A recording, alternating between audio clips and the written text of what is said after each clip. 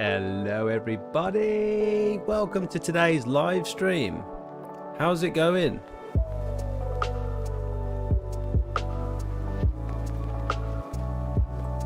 We've got all sorts to talk about today. We've got a whole agenda-ish, kind of. I've got a new leaf blower. You want to see my new leafy bee? Have a little sticky beak. Oh, the 4-stroke powerhouse. Have a bit of that. Oh, she's a big one. She's quite heavy, you know. Someone asked me earlier, is it heavy compared to a 2-stroke? And I think it is, but I think for the... We'll talk about that in a bit. I think for the sort of work that we do, I think it's okay. It's not too bad. It's fine. Get your blower out. How's it going, everyone? Welcome. I've got a new drone. We're flying my drone today. Little DJI. We did a couple of gutter inspections with it today because I forgot. I couldn't find this that goes on the camera. And this little firk in here, the little dinger on the end, I need that to be able to put the camera onto the pole. And so I turned up to the property to do an inspection, and we didn't have it. And so I thought, good job I got my drone with me, innit? How's volumes? Are we? The microphone looks a little bit low. What is going on? What on earth is going on? I might have to just turn it up a little bit. Bear with.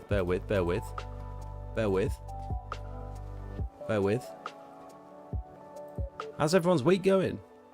We've got a little. We've had an idea. We've had an idea for the Discord, and we need. Oh, that looks better. That looks a little bit better. Is that? Let's put it on 80. Does that seem better? That volume? Is that nice? We good? That looks about right. I am not late. How dare you? How very dare you? Tintin, welcome. Sean, LB, Exterior, Tracy, Mark, welcome. I'm doing very well, thanks, mate. I'm all right. Anthony, Daz, welcome. Turbo Tap, get your blower out. I do spend money. I've started spending money now. I've started investing in myself. And so far I'm enjoying it. It's nice. Nice to actually get new stuff. I'm wondering if is that mic a little bit too loud, or are we good? Too loud, or is it good? For the inspections I use my GoPro. Do you reckon the drone is better? I wouldn't say better. One of the issues with the drone that I have noticed already, let's get straight into it, why not? One of the issues that I've noticed is the depth of field on a drone, or the, I don't think it's called the depth of field, I think it's called the aperture. I'm not too sure. But essentially, because it's designed to be flown and to take aerial shots, it's trying to keep everything in focus. Same sort of thing with an action camera. It's designed to keep it's not adjusting the focal length, it's keeping everything in focus. And so you'll notice with an action camera like this one, if I put something close up to it, it's not adjusting the autofocus, and it's never going to focus in on my hand. It's always going to be blurry. And it's the same, I've noticed it's the same with the drone. So if you get too close to the subject with the drone, it's just a little bit blurry, I think. But I mean, this is I got the DJI Mini 3, 440 quid, and for that I've got 3 batteries. It's a lovely little compact thing.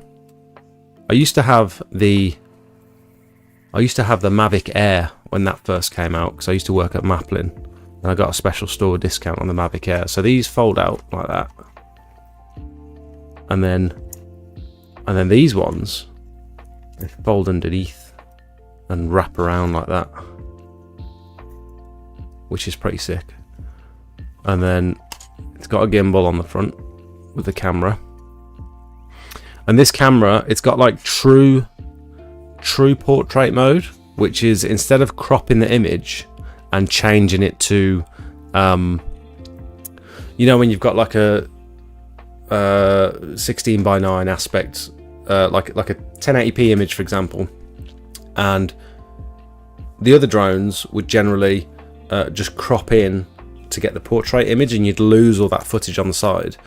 This one actually spins the camera, and so you retain all the footage. It's just spinning it to like a portrait orientation rather than landscape, which I thought was pretty cool. I'll show you some footage in a minute from it, because I flew it today twice to do these inspections because I didn't have my other camera with me, and it was really good. I was very impressed with it. It was it's going to take a little bit of getting, like, the controls aren't as intuitive as I thought they would be. Like, I play a lot of video games, so I felt like it should have been the same as flying a drone in a video game for some reason in my head, but the controls are slightly different. So maybe I can adjust the controls. But what this one comes with, instead of hooking this up to your phone, which I thought was neat, and it's a little bit more versatile, and this is going to be better for getting like B-roll shots of me actually using the drone, it comes with this. And these the little controllers, the pins on the back, those are the little joystick things that screw on. So that's pretty cool. And the screen is like super high quality. Like, it's a touch screen. Is it a touch screen? Yeah, it's a touch screen. And it's almost like it's got Android on it, because you can drag down from the top and adjust the Wi-Fi settings and stuff. And it's quite impressive. For 440 quid, the case, the multiple batteries, the controller, I thought that was really good value, personally. I'll show you some of the footage I took today.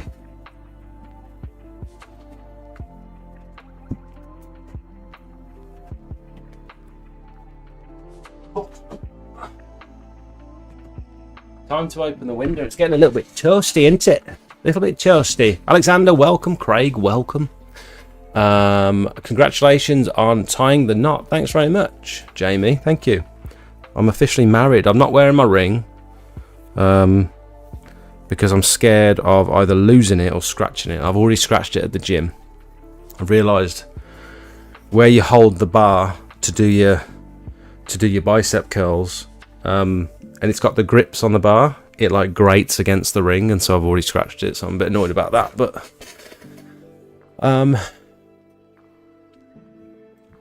oh yeah, Tintins, you did ask, didn't you? Finch, welcome. How you doing, mate? Daily video. Smout, quick question, if you could answer, how do you take payment after you've finished? SumUp or bank transfer? I did have a SumUp machine. I don't mind it, although mine broke. I think SumUp's a good, nice, quick, easy way to grab like a medium ticket item, like a gutter clear, for example, like a £100 gutter clear. Nice and easy just to... Are you going to bed? On my Anna dress. This Anna dress. Oh, that is a lovely dress. Beautiful, that is. Well done. Have a kiss. Good night. Good night. Have a cuddle. Thank you. Oh, is that a coffee? Oh, is that for me? Daddy, Oh, the one you didn't ask for? look. Yeah. You dare me to send it? Did that delete it all? Yeah. No, I think you should keep it overnight. Look. Oh, is it locked? You locked it, you cheeky. You tricked me. Thank you so much. Do you know where the tablet charger is? Tablet charger. Under the desk. Sienna was using it on the green desk. I got my niece. How old's Sienna? 12. I got my niece to do all my receipts yesterday.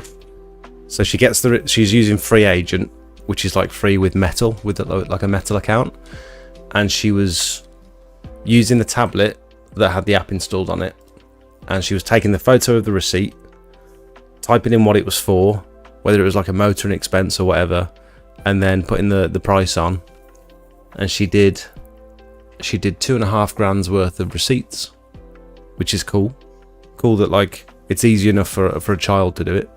I went back through and had a look, and she'd done a good job. SumUp payment, I like the SumUp machine. It's not bad. Mine broke. I think I had it in the front windscreen for too long, and it was getting absolutely baked by the sun, and I think it fried it, because like midsummer we had some really hot days, and I think it just killed it, being like magnified by the windscreen or something. I'm not sure. It just gradually started taking longer and longer to turn on, and then I've had it like fully charged and it just won't turn on anymore. So I don't know what's going on with it. I could have like sent them an email, and it was probably still within warranty and stuff. I just can't be bothered really. I should get it looked at. But now I'm doing everything on Free Agent. I'm trying to put as much through via invoice as possible, because this way I'm saving all my customers as contacts as well. So even for like a 60, 70, 80 pound gutter clear, not that I do 60, 70 pound gutter clears, but for an 80 pound gutter clear, I'm not charging the customer on site. I'll say, I've cleared all your gutters. What I'll do, I'll get home, I'll send all your photos through so you can see it's been done properly, and then I'll send your invoice through as well. And at that point, so they get like a little pack of photos, they get a PDF invoice that I've generated through Free Agent, which allows me to save them as a customer. So I've sort of captured their information at that point, and I'm sort of logging everything properly rather than just them being like a contact in my phone. And then I'll send through my review, my little spiel. I've got a little spiel about, I'd really appreciate it if you've got time today to leave a review on either my Facebook page or my Google page. And then I've got 2 links to those just to make it as easy as possible. Might be quite overwhelming to have a pack of pictures to scroll through, an invoice to pay, and then remembering to go back onto the message to click on the review link and leave a review. I'm not sure if that's the best way of doing it all at once. Maybe I'll wait till they've paid, and then I get back in touch and say, thanks for the prompt payment. Would you mind leaving me a review, please? It'd be very helpful. Maybe that would work better than trying to send it all at once. I'm not sure. Hope that answers your question. Evening, I actually did a jet wash today. Customer selling a house, a last minute job. I had to get the machine out of the shed. Weather permitting, resanding tomorrow. Nice little 346 quid. That's very specific, Steve. £346. Nice little earner. Don't mind if I do. I find inspecting gutters with a drone a bit poop. If it's windy or raining, forget it. I did almost lose it today. Sent it up in the fog. I thought this would make a cool shot in the fog. And then it just didn't want to land. It was just locked at like 30, 40 meters in the air, and it wouldn't come down any further. I had to like initiate the landing process so that it's like it was too close to the ground, because when it gets too close to the ground, it stops. It won't let you actually smash it into the floor. It'll stop before it gets to the ground. And it was like, that's what it was doing. It was stopping at a certain level. And I'm thinking it was detecting all the fog underneath it, and it thought it was the ground or something. I don't know. I've got some footage from the day, though, if you guys want to have a look. A little sticky peek. Session expired. What do you mean? Verify that it's you. What do you mean?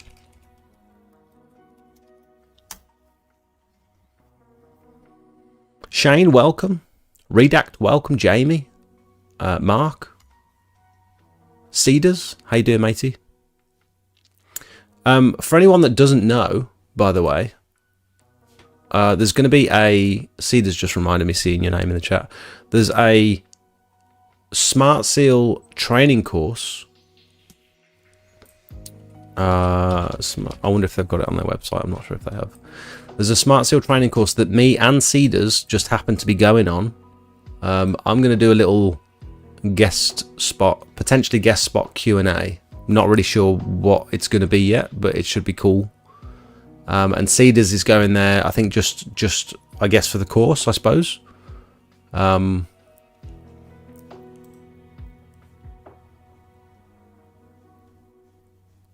can give you the dates. I don't know where. Kits about Smart Seal. Where would it be on their website, the course? Does anyone know? I'm just trying to find the dates. It's in Feb. It's like the end of Feb. Like 20, I think it's 27th.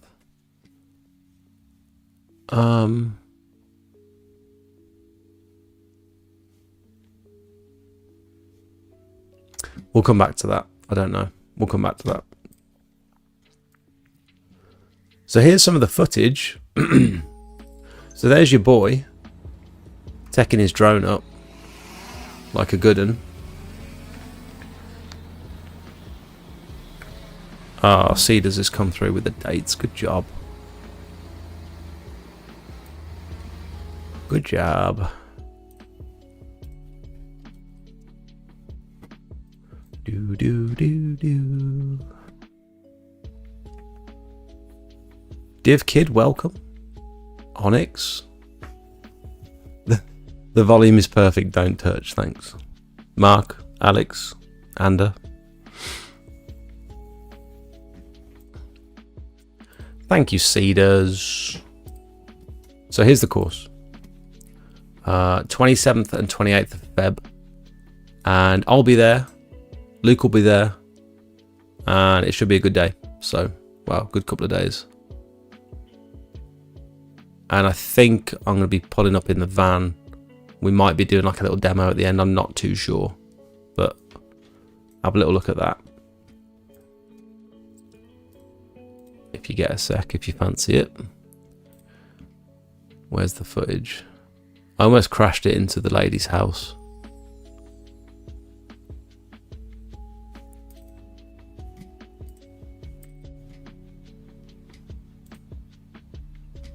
That's not the right one.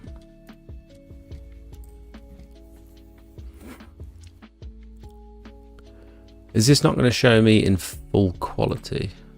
I wonder. I think it's going to be all blurry because I've not downloaded it. Yeah, it's proper blurry.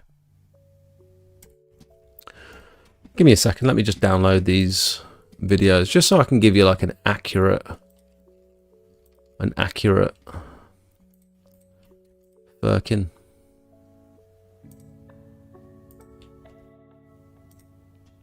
Download.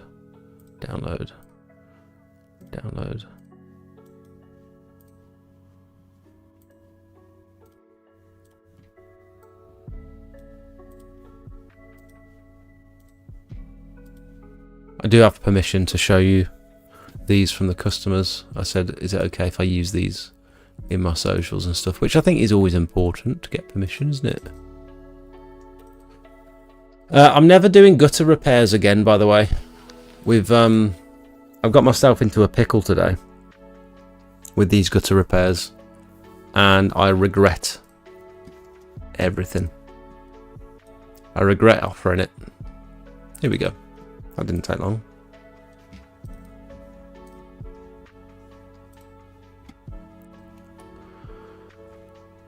It's taken me a little bit of. So this is only 1080p, 30 frames per second. So there's a little bit of. I can see there's a little bit of blur when I'm turning. When you go slow, everything's like nice and crystal clear. But so that was the one.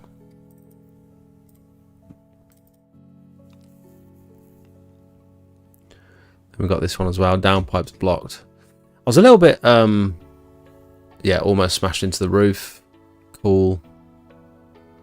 So you can see it's not particular, like the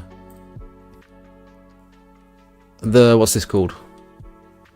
The conservatory's in focus, but the gutters are very blurred. And so it's just, I'm not sure this is the appropriate camera for this sort of work, unless you're a bit further away, in which case it'll be in focus. But I mean, you get the idea. The customer gets the idea, and if you can be smooth with it. So I tried to be clever and take it up like this, and then sort of couldn't get it back down again, which was fun. This one was a bit neater. So that is in focus now. So what's the difference there?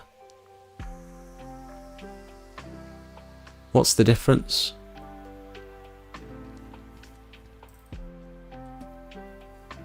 I think that one's a much better one from a customer's perspective anyway. This one was good. Like, this is just straight up top down, just sort of, It's easier once you're at a height that you're satisfied with, and then you're sort of at the correct angle. It's easier just to press sideways, I realised, and just go across the gutter.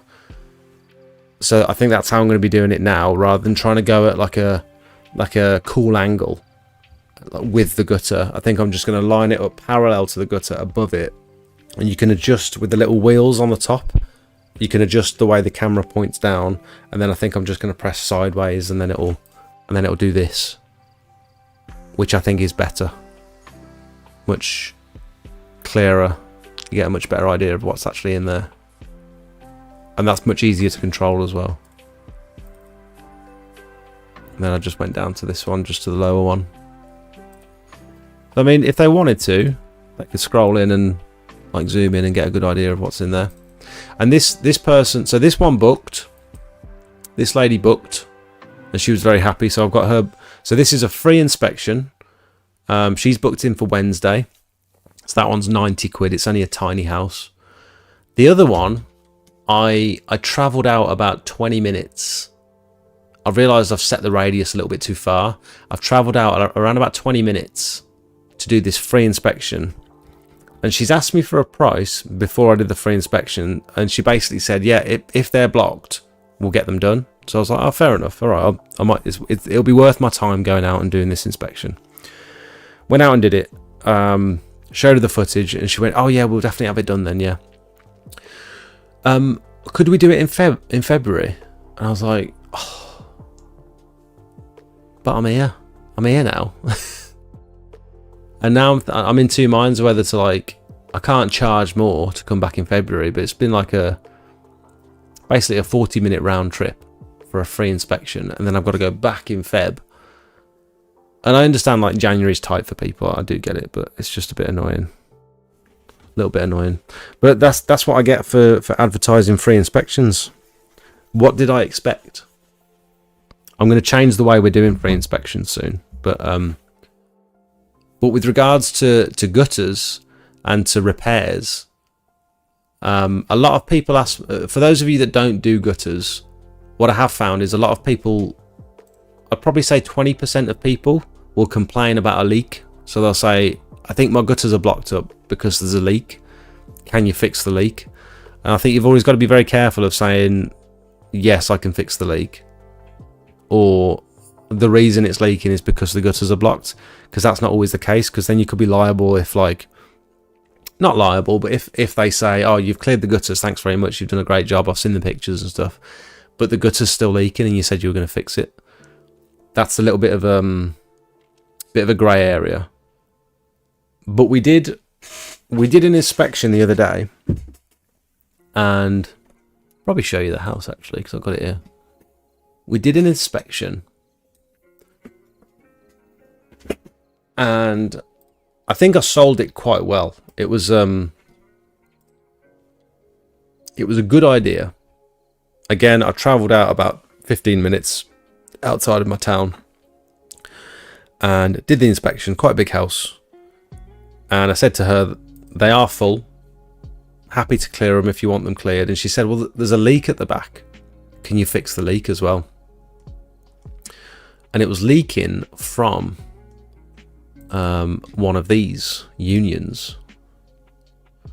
And I thought, oh, I've seen this before. Like, it's probably just a NAF seal. Probably just a seal in there. And so I was like, yeah, I'm sure I could sort it, no problem. And I made sure in the inspection footage I showed the neighbours, because it was like a semi-detached house and they were linked to the neighbours.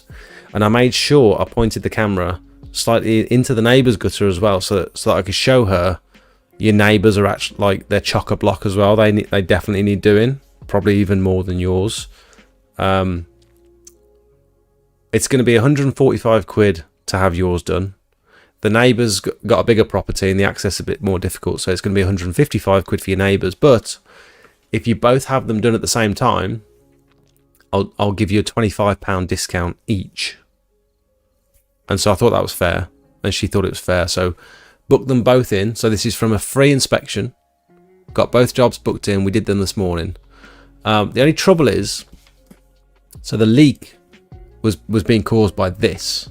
So this was, I guess when it had been fitted, they'd sort of compressed the gutter down, and it compressed the seal on the gutter. That's how it's supposed to look, and this is how it was positioned in the gutter. So the water was just falling out the bottom, basically.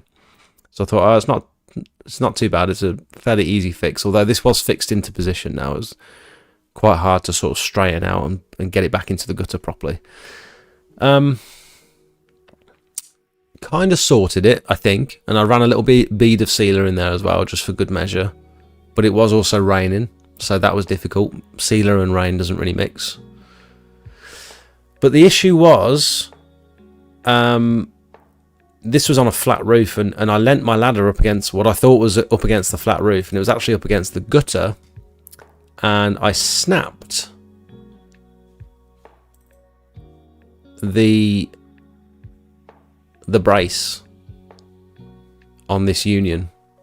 So the top of this here, there's supposed to be a little hook that goes over and clips it into place and keeps it tight. And because I was leaning against the gutter, that pinged off, probably quite weathered, like sun damaged and quite brittle, and it snapped off. And I thought, bollocks, that's not going to be like I don't carry spares around with me, so I fixed one problem over to the right, and I think I've caused another here, and so I've stuffed myself. And then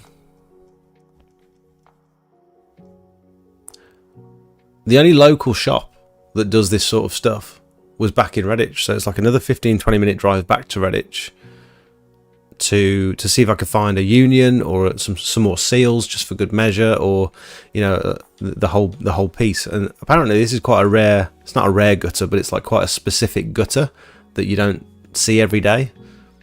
And turns out I can't get parts locally, and I've had to buy some parts online. So it's turned into another return visit, which I hadn't accounted for. I'm about 10 or 15 quid out of pocket for the part, and I've got to go back and spend some more time sorting that out. So although we did make money today, it was just annoying. So I don't think I'm going to be offering. But if I didn't offer the repair, she might not have gone for the job. She might not have booked in the first place. So it's one of them. I don't really know what to do. Any advice on that?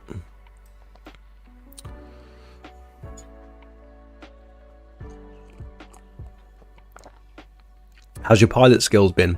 I think I've been doing all right. I need some more air time. I need to figure out.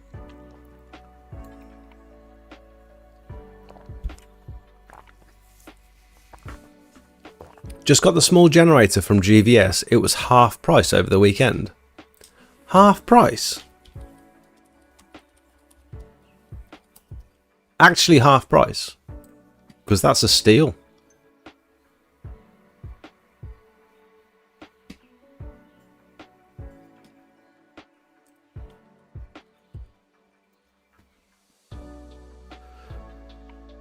You can adjust the controls. I had to edit mine to make more sense. Oh, on the drone. Oh, cool. That's what I'll do then. Yeah, there's no sale on at the minute. Damn it. I mean, not that I need another generator. Mine has been playing up a little bit recently. It's been revving weird.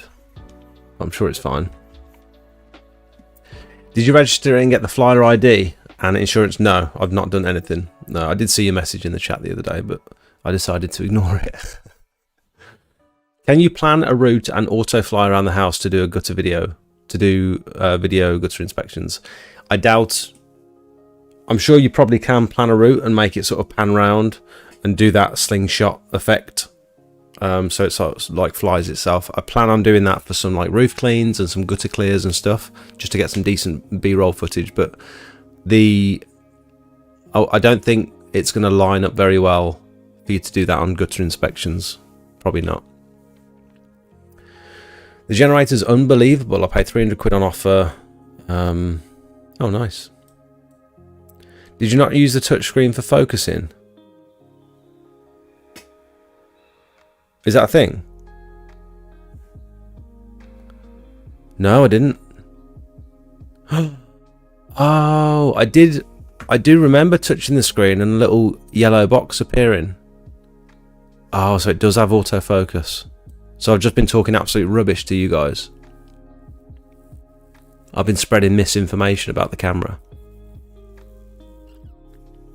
I'll try that. Thank you. Thanks for letting me know.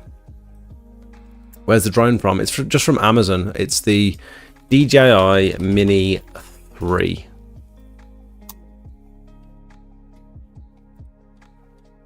It's this one. Oh. Oh no, this isn't the one I got. It's on offer there, but I got mine with 3 batteries. Which is, yeah, just increases flight time, I suppose. That's the one I got with the controller. It's a beaut. Have you tried the chemicals or equipment from Kemway? It looks reasonable prices. Do you own Kemway? Kemway? Never heard of them. Maybe I have heard of them actually. Soft wash trolleys. I'd love one of these little soft wash pump trolleys, but you just can't justify £918 including VAT. I just don't get it. These big boy backpacks, how does that price compare to what you can get them on like eBay and stuff? Like, is that 179 quid for a big boy backpack? Is that about right, or that seems expensive to me? I don't know about you guys. EasyJet, like the that's the little Chinese Alibaba XJet. EasyJet V2. Okay, it's the same one from Equipped to Clean, isn't it? Oh, okay. What?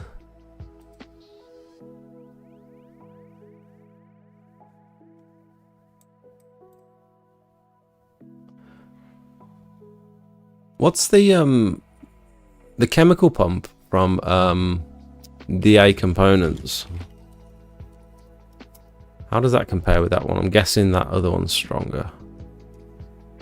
Because you can get a chemical pump that just replaces like the Gardner backpack pump, but it's chemically resistant. Chemical pumps for backpacks. So this one's 42 quid, and that does 3.8 litres per minute. This one does 6.1 litres per minute, so this one's beefier. Fair enough.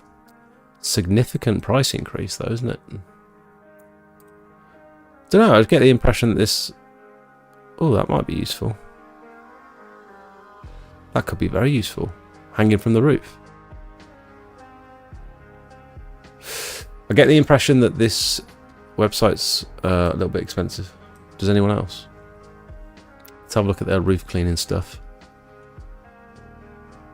Skyscraper stuff.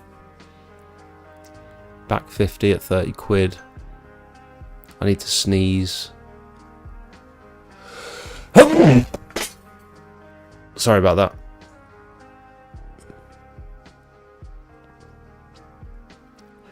Yeah, never heard of them. Looks like they've got a decent range of chemicals. Soft wash surfactant, 26 quid including VAT. Hypo, 5 litres. I wonder if they can ship bigger hypo.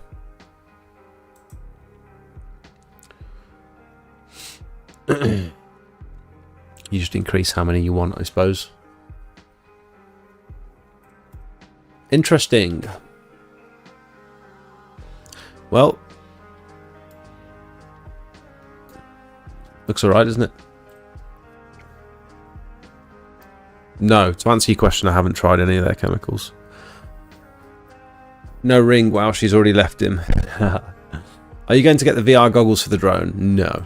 No plans to do that. I think you look like an absolute tool if you did that.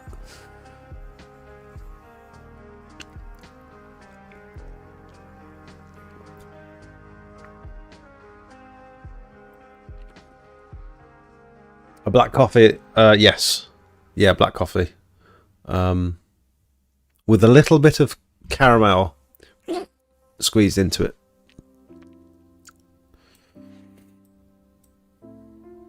I'm reporting you for child labour, law breaching. I've clipped what you said as proof. I don't even remember what I said. What are you talking about? Was it me or someone else? Does Free Agent have the invoice option? Yeah. Yeah, it's got everything. It's linked to your bank account, so it shows all your transactions and it links them. So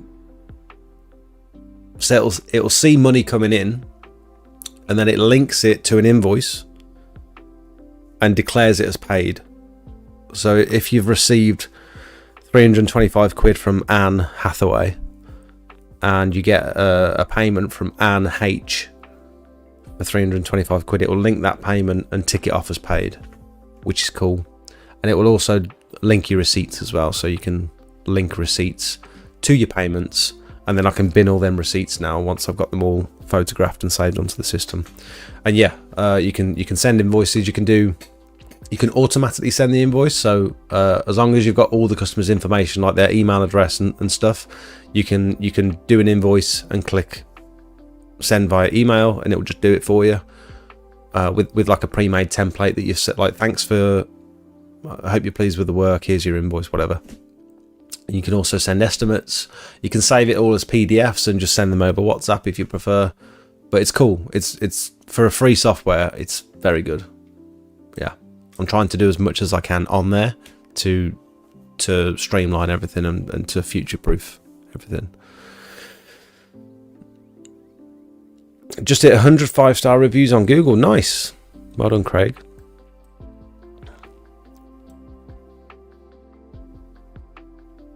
You should do a review message about 24 hours later. You could probably schedule the message. That's a good idea.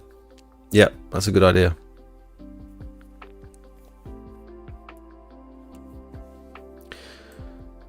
Smart Seal Friends, exactly. When and where is that training? It's in Dudley. Oh, thanks, Millhouse. There's a few stopping over, but I like my own bed. Yeah, I'm only down the road. I'm about 40 minutes away, so there's no point in me stopping over, I don't think. Probably stay for some dinner.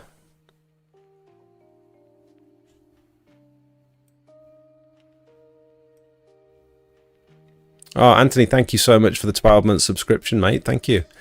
For anyone that isn't part of the Discord, you're missing out. It's the best exterior cleaning community on the internet, hands down, says everyone.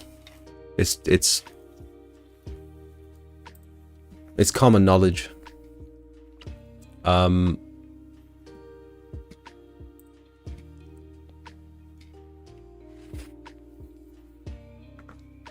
been talking a lot about marketing recently and websites and stuff, and Russell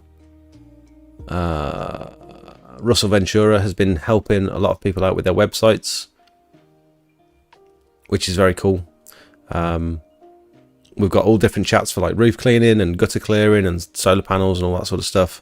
I've just added about 1,200 extra new images to the boosted members packs. So there was already hundreds in there before, and I've added even more, and they're all split into sections. So if you specifically wanted some pictures to advertise tarmac restoration or just tarmac cleaning, stuff like this, like super high quality, really good pictures.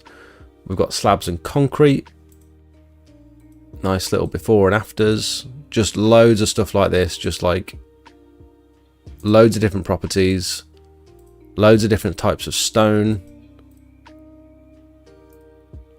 Got a couple there with chemical treatments as well.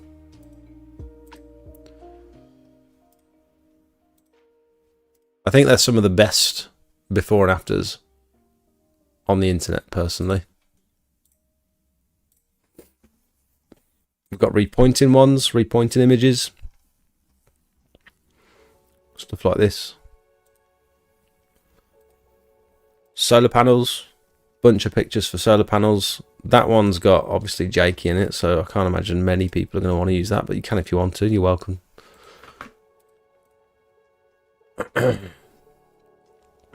yeah, just loads of good before and after pictures.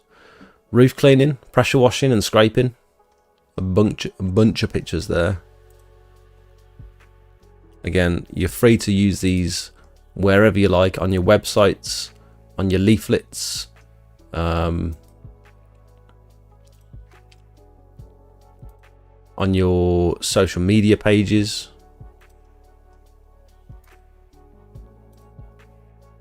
Someone, I realised a while ago, after we did one of our roof scrapes, someone was having a go at me in the Facebook comments saying that I'm lying about scraping the roof and it's clearly been pressure washed. And this guy was a roofer.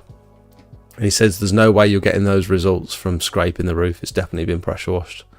I was like, oh, thanks. I appreciate the compliment, but we did scrape it, I can assure you. But there's also some pressure washing images in here as well. Wood and decking. Got a whole section just dedicated to wood, which is pretty nice. Resin. Not too much resin work this year, but there's still plenty of photos in there to use. Gutters, fascias, soffits. Some nice high quality before and afters. Just endless amounts of photos. Got another whole other gutter clearing album because there's just too many to put in one. Got some commercial ones in there as well.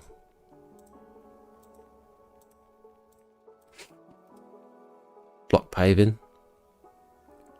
Some absolute corkers this year for block paving transformations.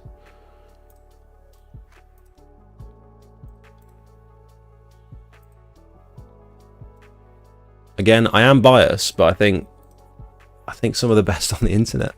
I just can't. You can't argue with the results, can you? Insane. Oh, a couple of black spots on that one, but you gotta take that one with a pinch of salt. But yeah, just loads and loads of pictures. And you can join the Discord if you want to. There should be a little join button underneath this video. Everyone's welcome. There are no stupid questions here. We're trying to help everyone. All different experience levels. If you do want to be a part of it, you can go onto my main channel. If you don't see the little join button underneath, go onto the main channel and click on the description at the top here. And there's a link. It just says Apple memberships, but that link will work for everyone. So.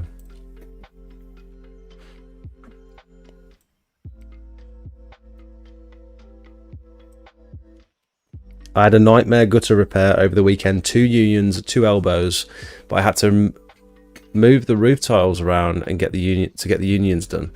Yeah, I think it could just turn into a whole. It could turn into you having to like replace whole sections of gutters. You might have to replace the fascia boards. I met a chap today, another exterior cleaner that's local to me.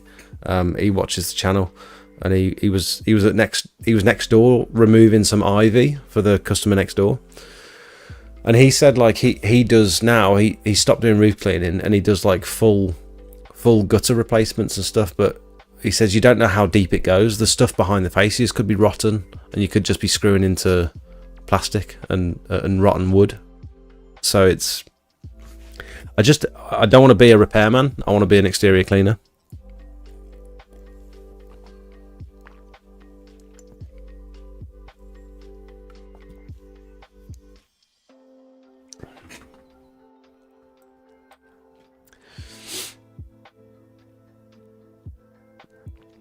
I charge £35 for a repair. The parts cost no more than £5. Yeah, but then it's you're getting into the territory of like having to carry boxes of spares around with you, which I don't want to do. Like if I was exclusively clearing gutters, that was the whole job. That was the only thing I did, was just do gutters all year round. I can imagine getting into repairing as well. I can imagine it would be worth keeping a couple of boxes of spares in the van, charging 35-40 quid for a repair. But you haven't had to go anywhere. You've got the replacement part in the van, and it's fairly simple once you know what you're doing, I suppose. Just let them pay in February. Yeah, I could have. I could have cleaned the gutters there and then, and just said, just give me the money in Feb. I could have done that. Yep. I was considering it as I was getting back in the van, but the conversation was already over at that point, and I just thought, what if they don't? What if they don't give me the money? And what if I forget? I probably will forget, and then I'll, you know, I don't like chasing people for money. It's weird.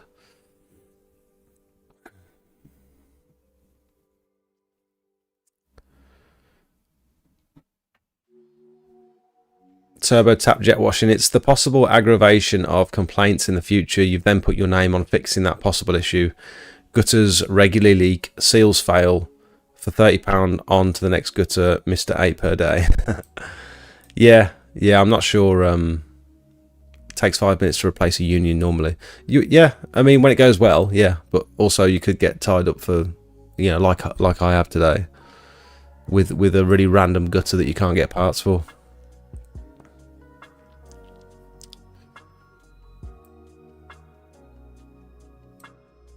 Your Westerman video makes me anxious just seeing it. Yeah, Cedars, when you said that you've got 1,200 square meters of tarmac to clean with a Westerman, I did wonder, have you seen that video? Because I think I can imagine it probably put you off.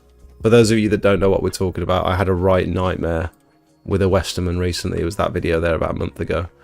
It just didn't work. I think they gave me a dodgy one, but it just didn't work, unfortunately. More hassle than it was worth.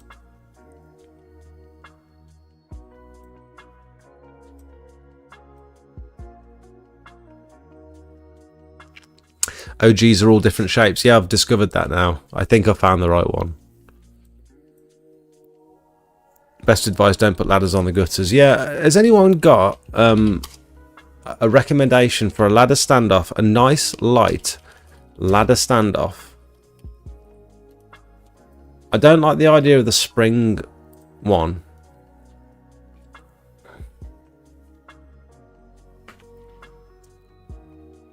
So you know this one that's like the only one on Amazon? I'm just not sure I like the idea of the spring being the only thing that attaches it. As far as I can see, that's the only thing that keeps it attached to the ladder, and that makes me a little bit nervous. Although I do love the idea that this one you can put against the corner of the brickwork and it keeps you stable against the corners. Oh, you could go around the gutters, around the downpipes as well. I didn't even think of that. I think this is a good one. I really like it. I want to be able to bolt it to the top of the ladder and leave it on there permanently. Has anyone anyone that's got something like this, have you ever had issues with that spring popping off? Or when you put the ladder up against the wall, have you ever had issues with the standoff moving? Because that's my main concern, is that you're going to put it up against the wall, start climbing on it, and the standoff's going to flip upside down or something, or come off. I can't wrap my head around the physics. Like, is that spring taking the weight of me pushing against the wall, or is it just holding it in place? Or I can't understand the physics of how much load is on that spring, you know what I mean?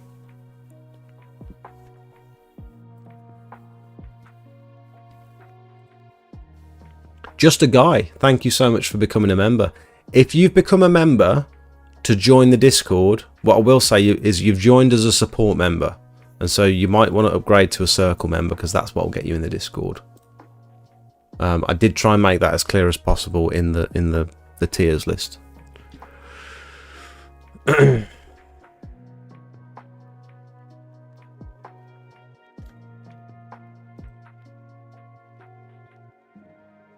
I've got a standoff on the triple ladders, on the big triple set.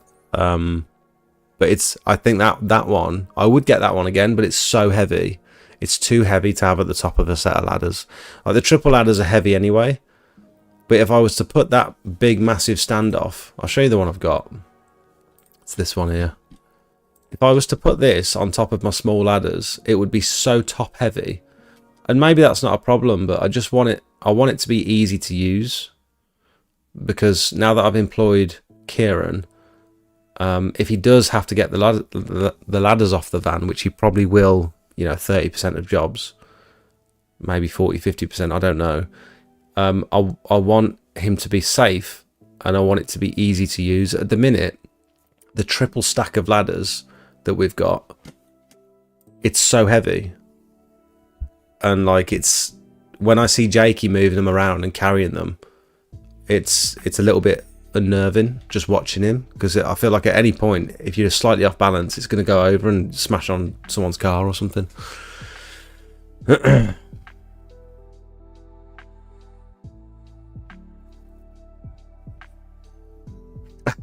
Matt, you sound like my admin assistant. The generator sale ended yesterday. Oh, okay. Just a guy has upgraded his membership to a Circle member. Thank you. Sorry if that wasn't made very clear. Welcome to the club. Hi Jake, is it okay to pressure wash a resin patio? Jamie, yes, we pressure wash resin all the time, but you have got to be careful about how much pressure you're using on it, and to not.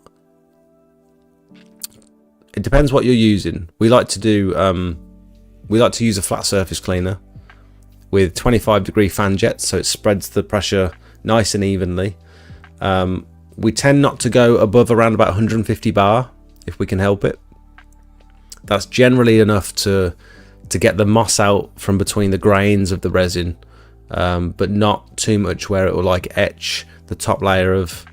Is it like epoxy? I suppose is it like. Someone else might be able to tell. Like it's resin, isn't it? But it's like, what is resin? Permeable paving system, dried aggregates, UV stable polyurethane resin. What is resin? Is it epoxy? It's kind of like epoxy, isn't it? Yes, resin is epoxy. It's a specific high-performance two-part synthetic polymer. So yeah, what you don't want to do is etch like the top of the epoxy and permanently like damage it. And you can also destabilize all the little grains of aggregate, especially if it's been weathered. If that top layer of epoxy is like weathered off, you're left with like exposed aggregate. And if you hit it with too much high pressure, all that aggregate will start flicking off. But you need enough pressure to clear the moss. Really old resin, it's like a fine line between enough pressure to clear the moss and not too much pressure to start destroying the aggregate.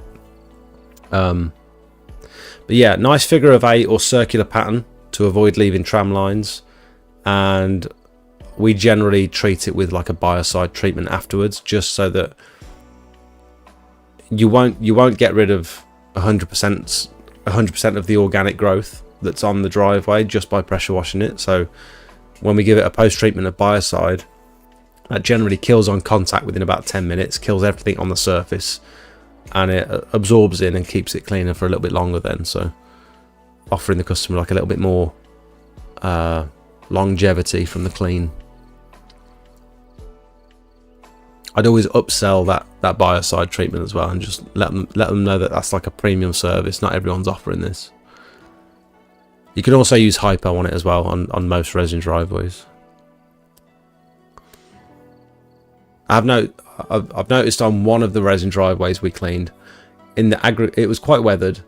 In the aggregate, there must have been some like iron deposit or something, because after we used the hypo, I think we came back a week later to do another odd job, maybe the gutters or something, I can't remember.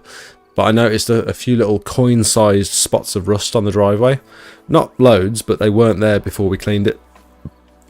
So I wonder if the hypo reacted with the iron and caused the rust to sort of bleed to the surface. That drone is a steal as well. Just had to pay 330 quid to replace the controller on mine. No way.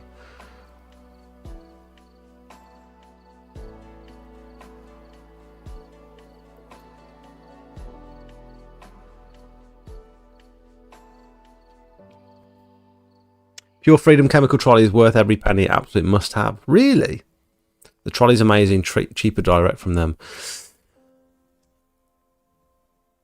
I mean, I like the idea of putting hypo down from a chemical trolley.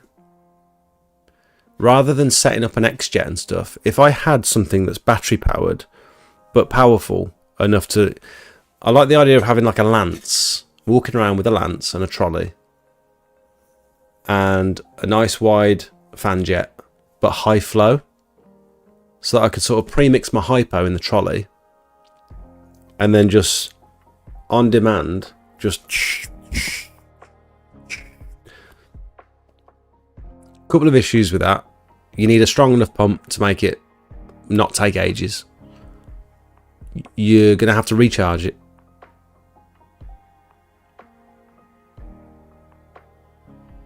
And when you're pre-mixing the hypo like that, I don't know if it's something you can just leave in the barrel diluted at like 5:1 pre-mixed.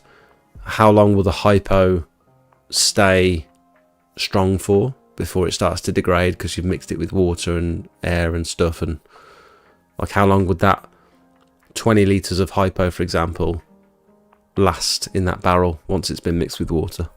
Don't know. Brilliant work, keep it up. Thanks, Mark. Boosted courses, to be revealed.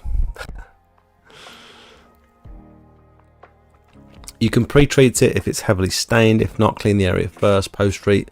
Yep. Yeah, I forgot to mention TurboTap's absolutely right. Rinsing resin can be a bit of a nightmare. Although everyone says that, and every time I've had to rinse resin, I think it's been quite good.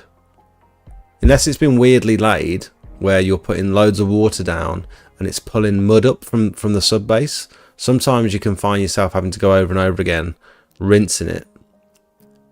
But from what I've found, you can rinse it and move all the muck, and it doesn't really pull. The water just disappears.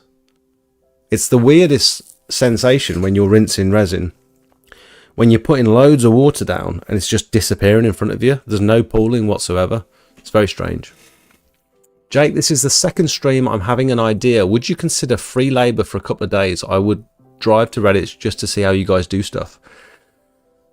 We get Alexander. We get a lot of requests for this, and it's not something I've ever said yes to, just because I'm not really as much of a social butterfly as you might think I am, and spending the day with some random person off the internet. I'm not saying that you're I'm not saying there's anything wrong with you, but when you get messages from random people on the internet that want to come join you for a day, they could be anyone, and I don't know, I feel like I've got to meet people first, and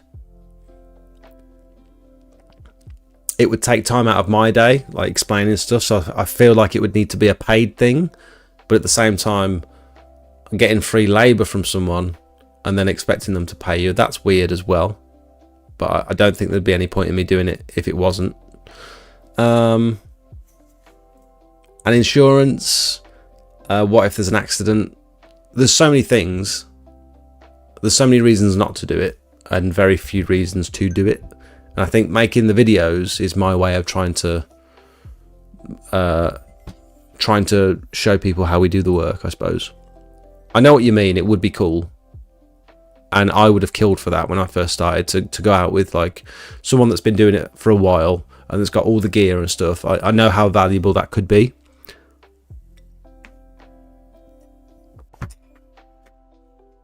When I get my unit, I'd consider doing training days and stuff, potentially, if people are interested in that. But at the minute, it's not really on my radar. That's the clip. So this top bit broke off. You try finding one of them locally. Dare you. Do you not need to keep hard copies like receipts for up to 3 years? Could be wrong. 7 years, actually. 7 years. But once they're uploaded onto some sort of system or cloud server or whatever it might be, as long as you can, if the HMRC do decide to investigate you, as long as you've got access to those receipts and it's a clear image, you don't need to have the physical copy. Where do we find the server? am I being an idiot? I followed the links but can't seem to find it. You should have a perks section in your YouTube memberships. So go onto YouTube, subscriptions, memberships, perks, and there'll be a link to join the Discord. If you don't see it there, maybe you've got an email in your spam folder or something. I'm just building a website at the minute. Am I okay to use the images for it? Obviously, plan on replacing them in the future as I grow. Yeah, as long as you're a boosted member, you can use those images, yeah. If you're not a boosted member, then no, you can't. When buying a Gutavac system, should I buy all the aluminium poles, which I believe are 40 foot, or come down to 30? Someone had this discussion in the chat the other day. I think Matt has got some good advice on this. I went for 40. I very rarely use more than six poles. But I've got like, I think I've got 9 poles, or 10. I think I've got 10 poles, or 9. 9 or 10. Rarely use more than 6. But if you're targeting commercial jobs, you're probably going to need 40 feet. You're probably going to need all of them. But if you're only doing, if you only want to do residential, because basically my thoughts are, what's 3-story? 3 stories, like 6 or 7 poles, isn't it?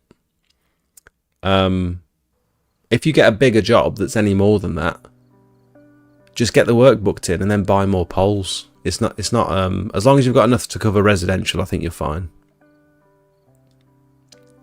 In my opinion.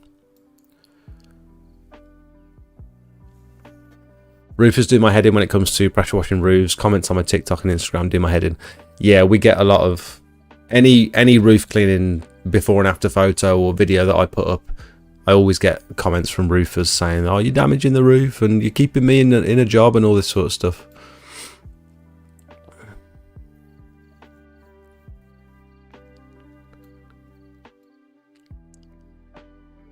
I use that exact standoff with the spring. It's far more stable than you think. I was cautious at first.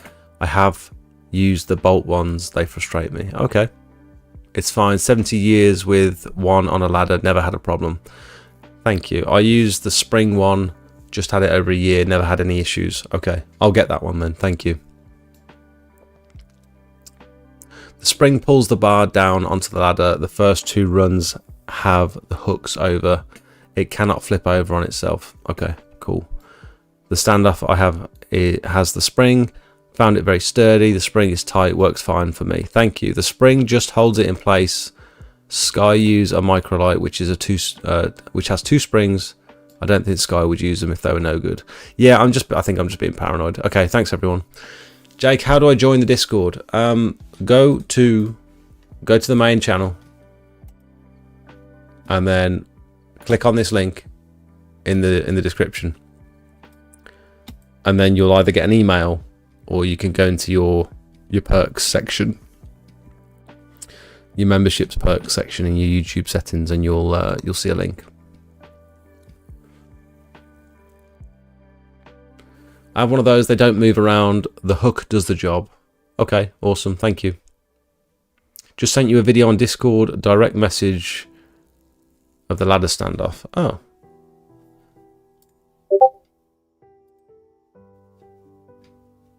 Huh. Where? Direct message. Tintins. On Discord. I don't see it. Oh, I got it. I got it. Have you just done this for me? You are so cheeky. What a monkey. You've gone outside in the pitch black and he's recorded a little video for me. Look. This community is incredible. I love it.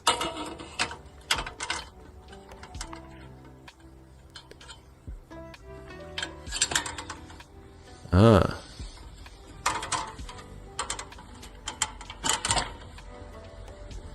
Ah, that looks... See, it just seems like... It seems like that should now fold in on itself. As soon as you put any weight against that, it seems like it should flip off. And you'll come crashing down to the floor. But it clearly doesn't. Is he going to wobble on it? He's jumping around on it. I mean, sold. Yeah, you've sold it to me. It keeps you nice and far away as well. So quite often when we're doing gutter clearing, and we put the ladder up near over the front of the downpipe, you can't get the vacuum into the downpipe by hand, which we quite often do, because the ladder's in the way. And this would allow us to come back away from the gutter and actually clear it without having to sort of push ourselves away from the building. Okay, I'm sold on that. Thank you. Is that safe to leave on? Do you think I can leave that on the van and it won't fly off? That's not going to come off, is it? If I'm driving down the road. Oh, you can literally pick the whole thing up by that. Okay, yeah, sold. I'll get one. Alright, thank you. If you're worried you can bend the hooks to fit your ladder better, that's true. I could just get a hammer on them and hammer them to wrap them round. That's very true, yeah. Tintins, thank you. Very kind of you. How much of a game changer... You can't say that phrase in here. That phrase is banned, Cedars. How much of a game changer has the new mount been now that Jakey's back? Are you more efficient? Mate, it's insane. I mean, as you know, a van-mounted system is ridiculous anyway in terms of like efficiency. Efficiency goes up by, I'd probably say at least 30% when you've got a van-mounted system. Time to set up and time to break down. Brilliant. But for specifically in our case, now that we don't have to pull that buffer tank out and set up a hose reel, setting up that hose reel and connecting it all to the buffer tank, splitting the flow and doing all that nonsense, and not having any water in the tank when we arrive, was a bit of a time sink. Now that I carry around probably 200 litres of water most of the time, and both systems are connected to one tank, it's been brilliant. It's been you literally just pull out that you can start. One person can start pressure washing as soon as we rock up if they wanted to, while the other person's like connecting the tank. Like it's so easy. All you have to do is pull out that one yellow hose reel. Just pull the hose out, plug it into the customer's tap, and the other person's already pressure washing. Like, it's very efficient indeed.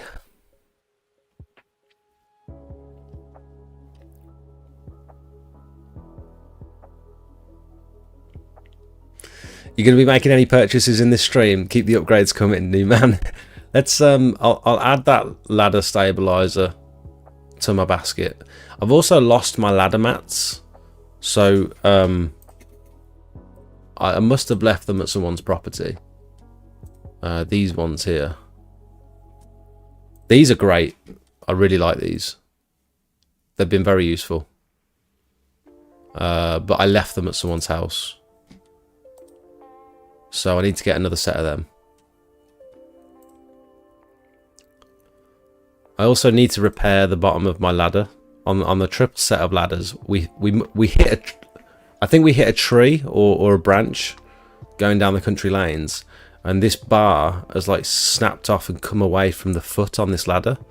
So I need to put it back into place and put a new bolt through it because the bolt's sheared. So I need to get that sorted before Kieran starts. Basically, I want him to have nice new equipment, everything working the way it should be, everything being as safe as possible. Because I've sort of just cracked on and just got on with what I've got and made do for the last sort of 6 months while stuff's been gradually deteriorating. You know how it is. It's like, you know when you get nice new kit and everything's working great, and then over the course of about 12 months, stuff starts to fail. You know you should replace it, but you haven't got around to it yet. And this ladder mat has been in this basket for over a month now, and I know I need to replace it. It's $25.99, and I just haven't been able to pull the trigger on it. I keep opening the basket and looking at it and think, do I need it? And then you're out on the job clearing the gutters and you've got a little bit of a wobbly ladder and you think, I needed that. I should have ordered it a week ago. Why haven't I got it? I'm so tight, it's unbelievable. Oh, that's going straight in my basket. You could bend the hooks and get longer bolts to permanently fix it to the ladder. That's a good idea. I've just bought a big set of bolts the other day from Screwfix, so I'll do that. Best thing I did was van mount. Yeah, true. Yeah. Have you kept busy with work over the winter period? It's been steady. 2 or 3 weeks over Christmas, I was giving myself a bit of a grace period with the wedding coming up as well. I took my foot off the gas and allowed whatever was coming in fine, but I weren't doing, you noticed, some of you probably noticed, I weren't doing much. I weren't doing any videos. I weren't doing any before and after pictures on Facebook and stuff. I just chilled for about 3 weeks, and so not much came in. But now I'm back on it, and people can see I'm active. Been getting loads of inquiries over the last couple of weeks, over the last week or two.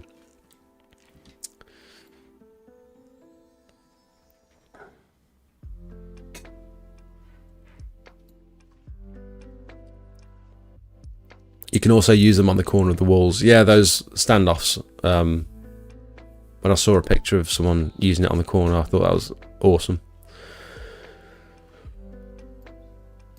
Thoughts on the little giant ladder for gutter clearing? Seeing you can extend the bottom feet of the legs for uneven surfaces. Little giant ladder.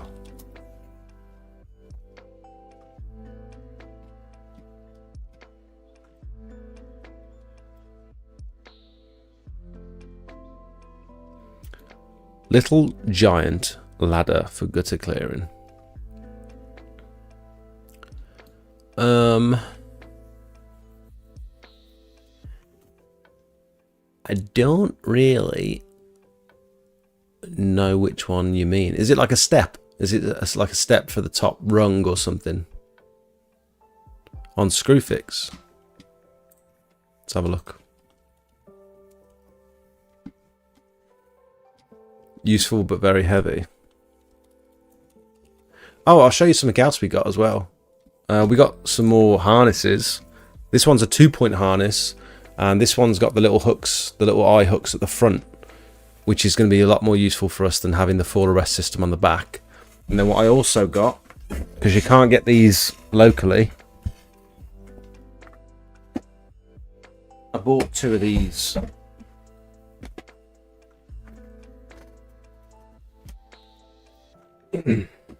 Bought 2 of these. So these are 2-meter lanyards, harness lanyards. And so the one side, this one will hook on to those eye bolts, to those eye hooks on the harness there on the front.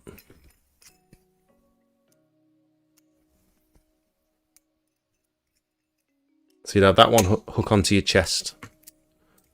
And then this is extendable with that bit there. And then that one, the big hook, would hook onto the roof ladder, the cat ladder. Or we could use this on the cherry picker as well. That can just hook over the bar on the cherry picker. Been long overdue. We should have had these a long time ago, but I was never really sure what I needed when it came to, like, I didn't want to go down a certain route and realise I bought a load of roofing, like rope and harness equipment that I'm never going to use. It's all quite confusing, but I know we need these now. So what am I looking at? Little giant ladder.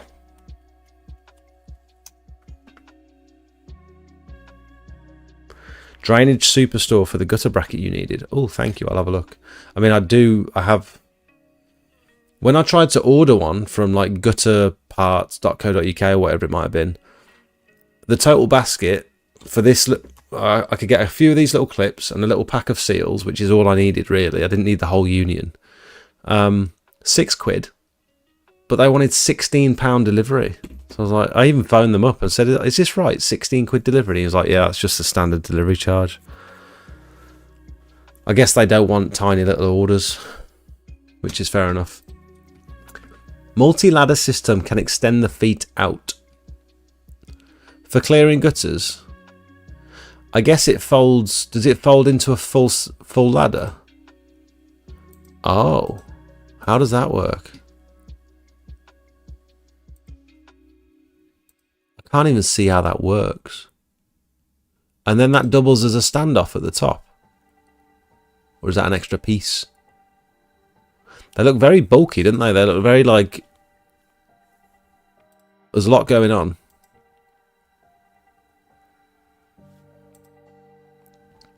I always worry about stuff like this, where there's so many like moving parts on a ladder that it's just going to fold inwards and just like cripple me. I don't understand how... So that extends up.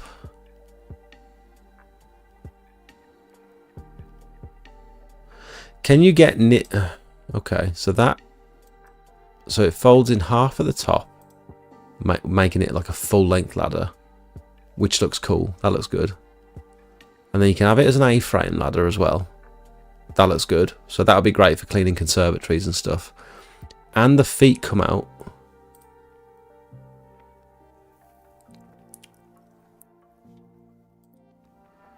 It does look good. Plastic fittings don't like ladders. Yeah, I understand. Mark, that's all right. Multi-ladder system. Jake, technically they don't comply because you can't tether to a ladder. It's safer than not using one, but not safe. I understand. I haven't got any other options at the minute, Darren. This is the safest way that we found to do the work, to do a roof scrape.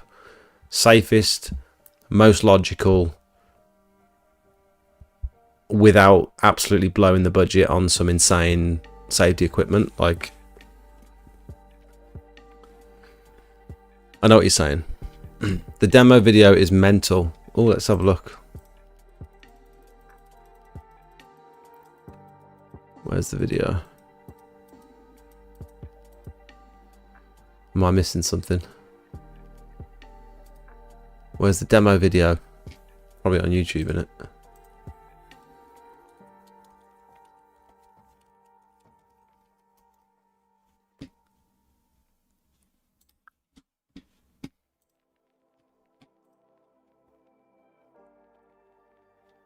By Little Giant Ladder Systems. Like a lot of our multi-purpose ladders, the multi really depends on two things to That's not the full size one that we just looked at, is it? Because that looks tiny. make the ladder operate.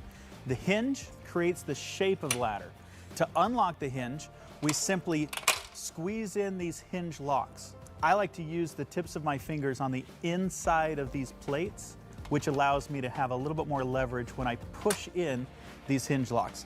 This is in the unlocked position, which allows me to put it from the stored into the A-frame position, and then again from the A-frame position into the extension ladder position. That's it. As far as making the shape of the ladder, the hinge does that. The rapid locks on the sides, we turn 90 degrees. We have one on the right and one on the left. Oh, it goes into itself. Lean the ladder, and this is what extends the ladder to be the length of the height that I need. I can choose 1 foot intervals. Any one of these holes that correspond with the rung on the intersection allows me to make the ladder taller or shorter depending on the height. Always make sure that you rotate these 90 degrees more and lock those into place. We can do the same thing over here on this side. Left and right, and then again hand over hand, making it this length or the height that you need. There is a little bit of tolerance in between the intersection and the outer section of the ladder, as well as the hinge for manufacturing purposes. They need to be able to slide or telescope. To overcome that tolerance, just take this rung, pull it towards you about 2 or 3 inches, and that tightens everything up. Of course, the ladder's designed to hold 2 people at the same time for some jobs that require 4 hands instead of just 2. You can adjust the ladder or the length if I needed to make it a 90-degree position. Just bring it down 1 rung. Yeah, so that's not... Imagine you can butt yourself right up against a conservatory and like you could clear the gutters with just the hose from your vacuum and the nozzle, or you could climb up there and do a conservatory wash with your water-fed pole or something. And now I can climb up this side, and it brings me just about square, so I'm a lot closer without having. And it's just below 90 degrees, so it's not going to topple forward. I really like the idea of that. That's cool. For certain jobs. If I was going to make it onto a staircase or a ramp or a hillside, you'll find that there's just a combination of the 1 foot intervals on this side compared to the 1 foot intervals on this side to allow you to work in staircases or any unlevel surfaces. There you go, right up in the staircase. When we make the ladder into an extension ladder, we're going to unlock these rapid locks, bring it back down into its stored or the locked position, unlock the hinge to make it the right shape of the ladder. I like to lay this down to give me a little bit more length or space. Do this on the floor or the ground that you're working on. Again, always make sure that those rapid locks are fully seated. Do the same thing on this side. And then turn the ladder 180 degrees so you're always facing the Oh, rock. see that little bend in the middle then? That's the sort of stuff that makes me nervous. It looked a little bit rickety. I know he said about the tolerance and stuff, but it looked a little bit rickety when he pulled it up then. And then turn the Watch ladder this. 180 degrees. So There's you're like always flex facing in the it. rungs. It's always a good idea to foot the bottom of the extension ladder at the foundation or the wall that you're going to lean the ladder against. That will give you some leverage as you go hand over hand. See how it flexed then? It looked like it almost wanted to fold in half, and that just Some scares me. Look leverage as you now. go hand over hand and bring that ladder up into its extension ladder position. Of course, we'll always remind you to set it up at a 4-to-1 ratio, meaning that every 4 feet the ladder's going vertical. It should be 1 foot away at the bottom. Jake's in a achieving that trance. 75-degree angle. I have that Reverse exact the steps as ladder, we bring it down. just the older version. Mine's quite Hand over heavy, hand, has wheels on the end, but definitely something that could do. flip it over Step from the building legs up. Yeah. to carry the multi. I'm guessing there's like different sizes. So this one goes up to 7 meters. 7 meters is high, isn't it? That's big. Would that be the same as my triple extension set, I suppose? I wonder. I have to measure the ones that I've got and see if I just can't see myself spending 625 quid on a set of ladders though, but you can't put a price on safety. You can. It's 625 quid. They do look good. Have you seen the new chemical buckets? They now seem to be catching on. I haven't. Do you want to send me a WhatsApp message? You won't be able to post the link in the chat, but greatest step ladders to get onto flat roofs. Too top heavy when extended. Okay.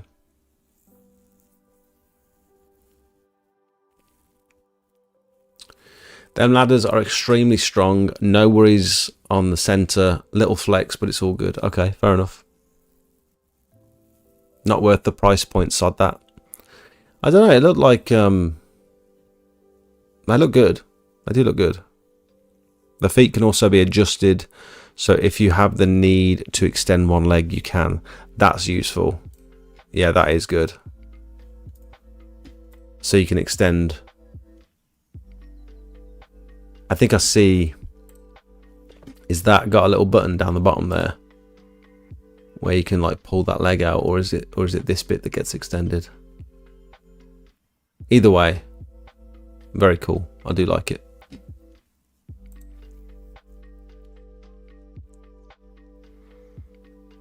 A fully erected My Tower is 6.2 meters for reference, so 7 meters would be around your triple ladders. Okay, cool.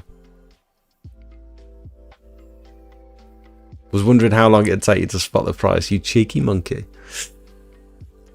You can buy better and safer ladders for a lot less.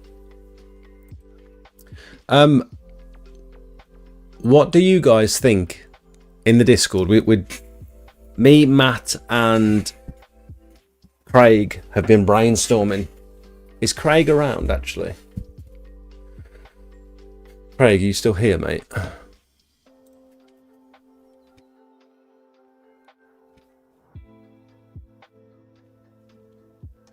We've been brainstorming an idea for the Discord. And what we'd like to do is leaderboards. So for anyone who is a member of the Discord, you can sign up. In fact, I should probably make a little announcement now. No, I'll make an announcement after the stream that we're going to start doing leaderboards. It's probably going to be a team-based thing, so we'll everyone can sign up by just like reacting to my announcement, and then I'll know who wants to be a part of it. We were thinking we could do leaderboards for door knocking and canvassing, and whoever can generate the most amount of bookings. At first we were thinking, okay, the most amount of leads, like every time someone generates a lead, they submit their lead, and we can see that it's genuine, and so we add it to their like tally, and then it's like a scoreboard, and we maybe reset it monthly. No prizes as such, it's just like some friendly competition, and I thought it'd be a good way of inspiring people to see what's actually working for people. So if for example someone's doing really well on Facebook, or they're doing leaflets and that's working really well, we can see they're like really strong, they've got a lot of leads this week, we can talk to them maybe on the live stream and ask them what they're doing differently that's been so successful for them. Or if someone's generating a lot of leads but their conversion rate is low, we'll be able to see that in the data as well, and we can ask them like, how are you getting all the leads and why are they not converting? And we can sort of, it'll be like an educational thing as well for everyone, I think. So I think that'd be really cool. But then we thought it's a little bit pay to win. So if Craig, for example, spending $1,000 a week on Google Ads, he's generating loads of work and he's probably converting it because it's like gutters, it's fairly low ticket stuff, and he's a great salesman as well. So it's like, is he just going to be winning every month? And we don't want to put people off by like people not wanting to bother submitting their leads because they think, oh, Craig's so far ahead, we're never going to beat him, so there's no point in taking part. So what Craig said was, what about if we just do, it was a collaboration, me, Craig and Matt we were up quite late last night talking about it, and we thought, what if we do canvassing or door knocking, specifically cold calling, knocking on people's doors, soliciting services and saying, you know, we're in the area, these are the services we offer, are you interested? And I think Craig made the good point, it doesn't matter how experienced you are, everyone can take part. The people that have been going for 5, 6, 7 years don't necessarily have an advantage over people who have just started. So that's cool. It's like a very even playing field. And yeah, everyone can take part, and then we're going to talk to the leaders, talk to the people that aren't doing so well. It's a no from me. I don't door knock because I don't like people, and that's fine. A lot of people aren't going to be competitively inclined, I understand, but it's a bit of fun, and it'll encourage me to. We should do more, like especially when we're doing work in the area, we should be going up and down the street and just knocking doors and saying, look, we're in the area, here's a leaflet, can I do anything for you? Because it's a cheaper price today or whatever because we're here. I think it's a good idea. You could give the top person a 3 month membership, get your sponsors on board or something to win. That's a great idea. Yeah, I like the idea of a free month. There's so much stuff we can do with it. I want to keep it simple for now, and just get it going and get it working really well. But I thought anyone who wants to take part will then split them into teams. So there's like a vested interest to do well for your team, which I think is really cool. Recently started door knocking this year, but only when working locally. So far booked 3 jobs from it. Nice. That's awesome. Would you be interested in like submitting your leads to one of the admins? When I say one of the admins, it's me or Matt. There'll be a way that you can do it where you've just got to basically show proof of the lead. We're not interested in people's data. We don't want people's addresses, phone numbers, names, whatever it might be. Ideally, we need some sort of text exchange or email exchange or whatever to show that you booked the job in. I don't think people are going to try and cheat because it's just it's just bit of friendly competition. I can't imagine anyone in the Discord is going to cheat and submit false leads just to try and boost their tally, but I think it's a really cool idea, and so I'm going to announce that tonight on the Discord. Matt is working on making it happen. There's a couple of different ways we can go about it, and Matt's going to figure out the best one. And there'll be like a live leaderboard in the Discord, so it's only going to be available to those who are in the Discord.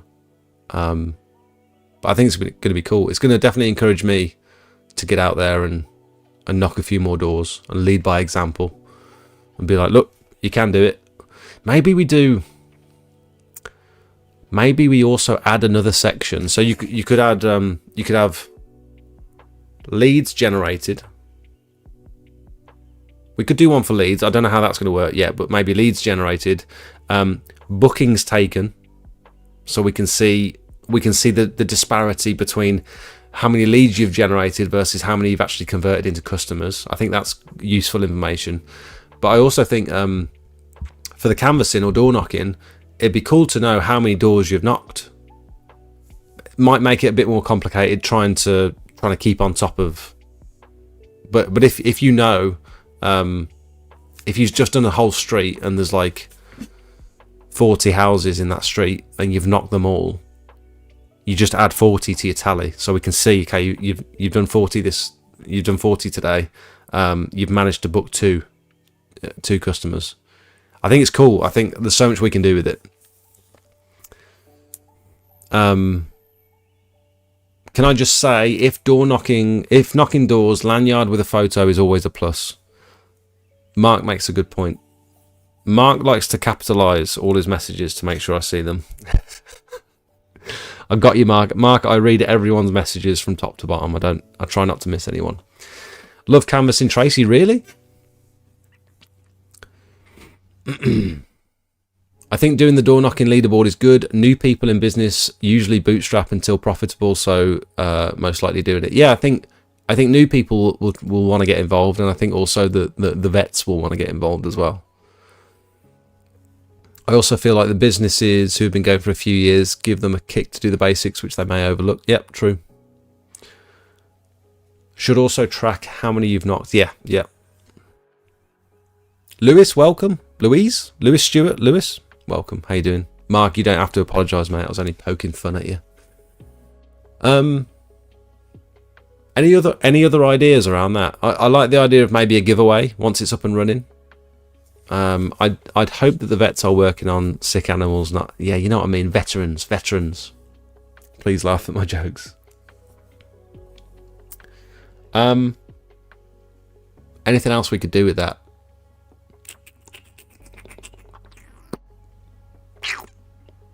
Has anyone got any ideas of how we can take submissions?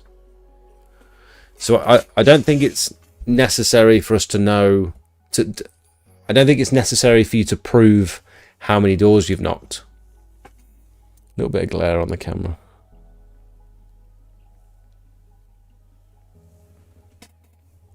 Like, I don't need you to prove how many doors you've knocked, but I think we should maybe think about proving whether you've actually got a legitimate booking. Not sure. Google Forms, keep it simple, evolve with feedback. Google Forms. What do you mean by Google Forms? How can we use Google Forms with it? Hi George, welcome. How you doing? Like, when people take a booking, they fill out a Google form every time. I don't know, it's quite a lot of admin. I'm thinking just a screenshot, send it to one of the admins, and then we authorize it. It would be interesting to see people's approaches when door knocking and what's best. I try not to be pushy or salesy. More friendly, local exterior cleaner route, but may not be the best method. This is the thing. This is the whole conversation. I want to know what people's like opening lines are when they first knock the door. I'd love to know what people say, and what someone that's successful at it. I want to know their techniques, and I also want to know what doesn't work. I think my issue will be trying not to walk away too early, getting comfortable being in front of the customer's door.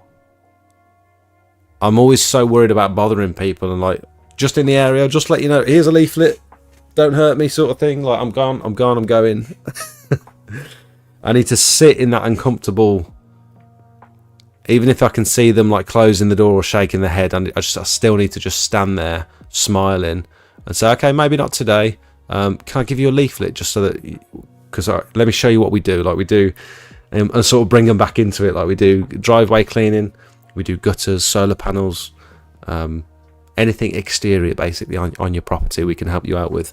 And just not panicking and leaving too early, because then even if they don't say yes, which the majority of them won't, still being able to hand them a leaflet and say, look, I'm going to be in the area for the next couple of hours. If you change your mind, just drop me a text. Calmly, not rushing, just friendly, calm, nice and professional. sign written t-shirt. Well groomed. Have a little shave beforehand. Maybe a lanyard, I don't know. At the very least, it's going to be good rejection therapy training. That's true. Alex Hormozy said something. He said, no one knows what happened at the last door. Only you know what happened at the last door. So you can decide how that affects you, which is cool. That's a cool way of thinking about it. So if you get the worst, most aggressive, embarrassing no when you're knocking a customer's property, you got to decide how you're going to deal with that and how that's going to affect the rest of your day. Because if you let that carry on over to the next house instead of starting afresh and putting a smile back on your face, and it's each door is a new opportunity. I like the idea of just seeing if I'd be any good at it, because I've never really done it. I've handed out leaflets, but I've never really properly knocked and sat in that uncomfortableness.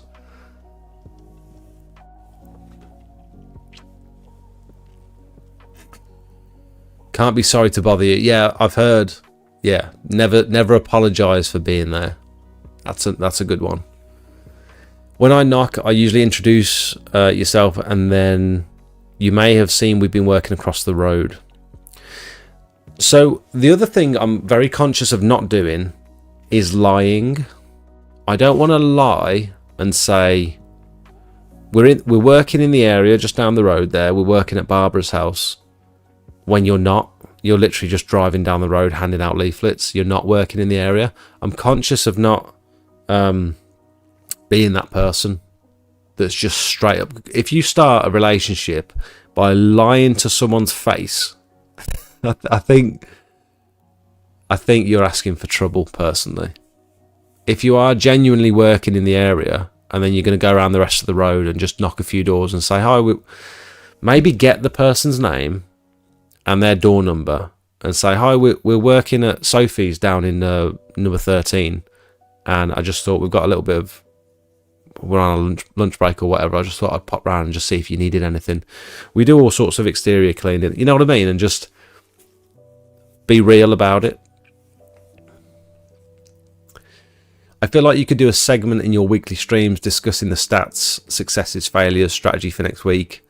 What services are you trying to sell at the door? Yeah, that's a good idea. Yep, I like it. I think it would be mainly gutters.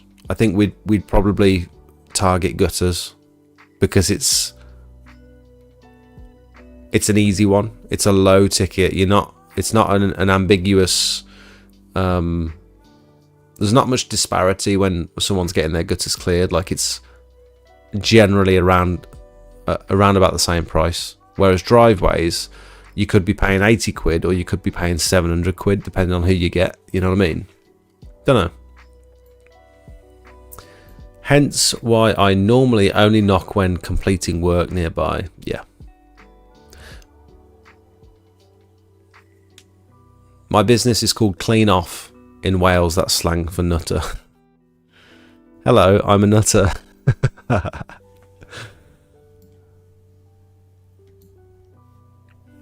I seen Alex do one of those fix your business videos. Someone had a bin cleaning business. I saw that one. He said hire door knockers on commission. Yeah, I like that idea too. Yep. An incentive, and it's like a team friendly competition within your business of who's generating the most sales, who's generating the most bookings and stuff. And it's in your interest to get better, because if you don't get better, you don't earn as much money, and there's no ceiling to your potential income.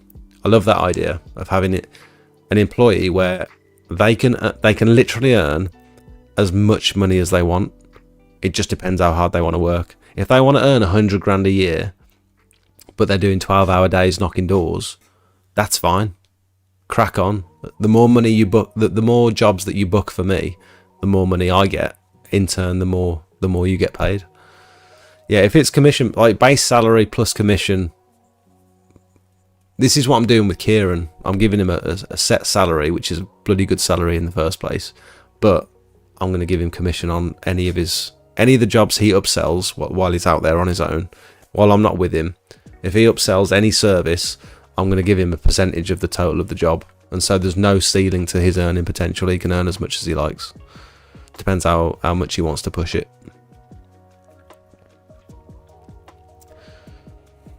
Canvassing is great. I used to sell houses in an estate agent's. How's that relevant to canvassing? I used to sell houses in an estate agent's. By canvassing? What do you mean, Tracy? Cleaning floors and knocking doors. Ooh, I like that. I like that. Always smile, pat the dog, say the kid is cute. Flowers are lovely, a small genuine compliment.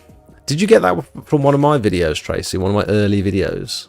I remember having this little realization that some of my most successful quotes or upsells, when I was walking around the property looking at other things and thinking, have you considered having that done? Like, your roofs, all that moss is falling down off your roof into your gutters. If we just tackle the roof, then you won't need to keep getting your gutters cleared and you won't have all this moss all over your patio.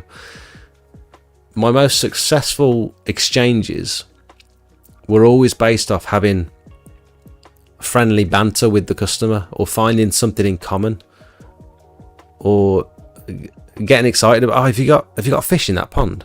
Like, talking about their koi carp, which clearly massive investment from them. They absolutely love their koi carp and they love talking about it. Or they've got a cool car on the drive. It's like, oh, tell me about your car. That's awesome. I haven't seen one of these before, or something. Or this is a quiet area, isn't it? Like, I bet you don't get much trouble around here. Or just something complimentary that you genuinely find interesting about the customer, and you can't fake it because they'll smell it a mile away. You've got to actually genuinely be interested, and just have a conversation. Start forming a relationship rather than it just being a monetary exchange.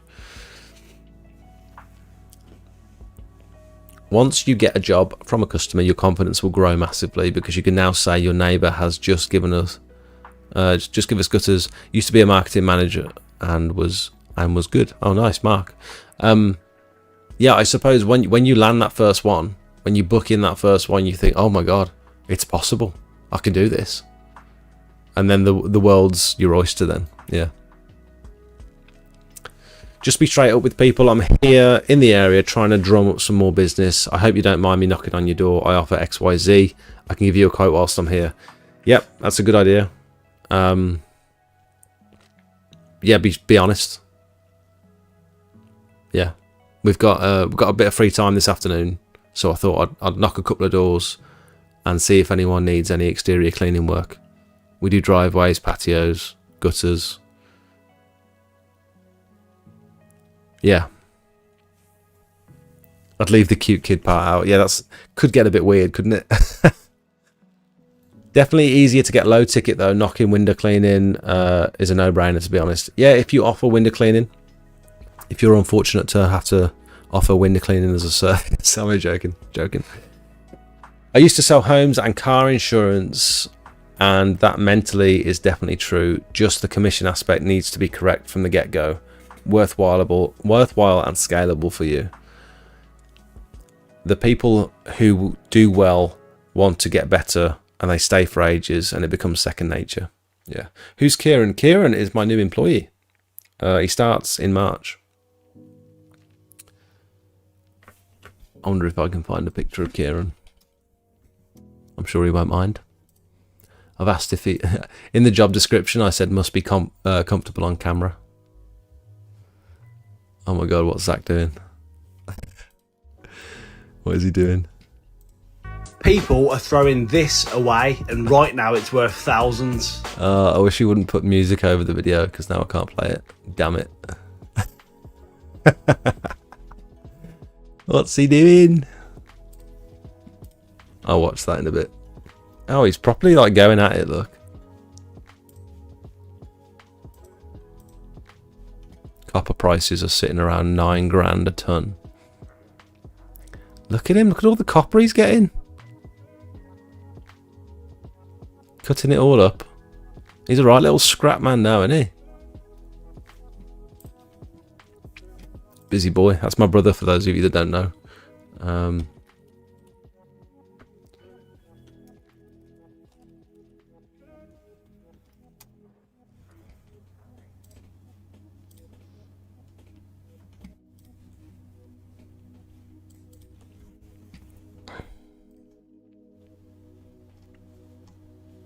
Where's our boy?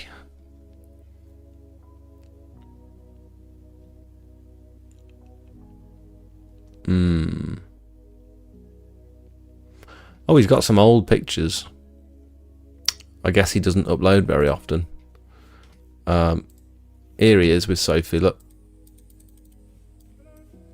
There he is, number 24. He's a big old boy. He's a bit of a beast.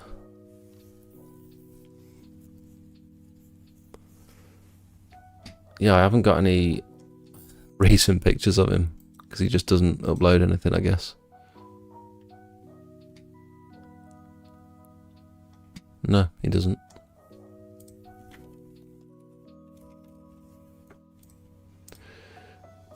He was in the RAF. There he is at my wedding with my sister. Yay! Can you turn the music down? It's all subtitled. Oh, on that video, I could have. Yeah, I can't be bothered. Is Jakey leaving the team in April? Yes, he is. What's Kieran going to be doing? He's going to be my new team leader. Tintin says, I'm really good at selling. People always buy something they don't want on the aircraft. Need to sell yourself, not the product. Once you achieve that, they'll buy anything. Ah. Tintin's does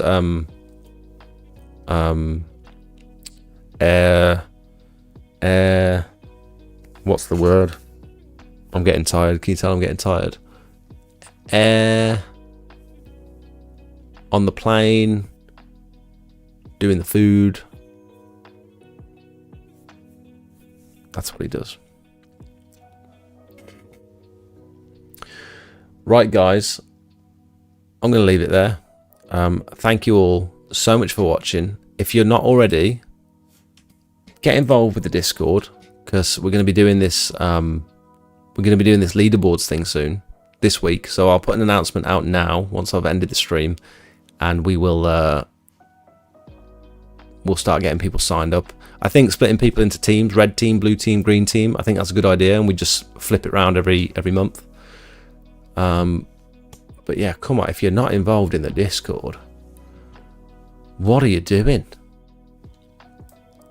If you're new to exterior cleaning, if you haven't started your business yet, if you're thinking about starting your business, or if you've just started your business, it's a great place for newcomers.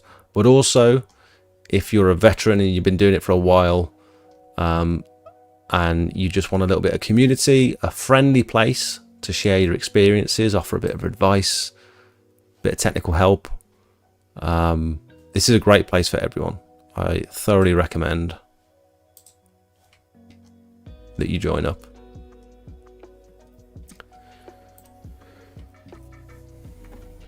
Pockets full of grass seed when you're dropping leaflets on the block paved drives.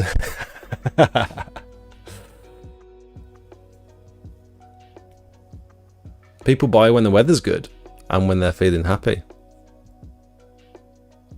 Tom, thank you so much for watching. Thanks for the stream again. Have a good week. Back in Jamaica this week. That's insane. Tintins goes everywhere, all over the world. How many are in the Discord? We've got about almost 300 members. Peak of summer, it was 400. Winter, less people are active, less people are thinking about it. We're getting more and more members every day. And now that pressure washing season is just around the corner, I expect that to go back up again to around about 400, but we'll see. It's a nice place to be. Anyway, thank you so much for watching, and have a wonderful evening. Have a great week, and look out for that leaderboards thing, because it's going to be a good one. Jump on a call when you're done. Yes, 100%. See you guys. Great stream. Look forward to the content stream suggested in the Discord. Yes, awesome. Wait for the DJI Mini 3 combo. Had to box it up and send it back to the photo button not working. Oh. Ace of Sprays, where have you been? I miss you. How often are you on? Every week. We stream every week. 7:30 every single Monday night. I'm in the Discord 24 hours a day. That's where you can get hold of me if you've got any questions. I don't answer DMs and stuff on Instagram, TikTok, Facebook. I'm just in the Discord now. That's where I am. Come back, Andy.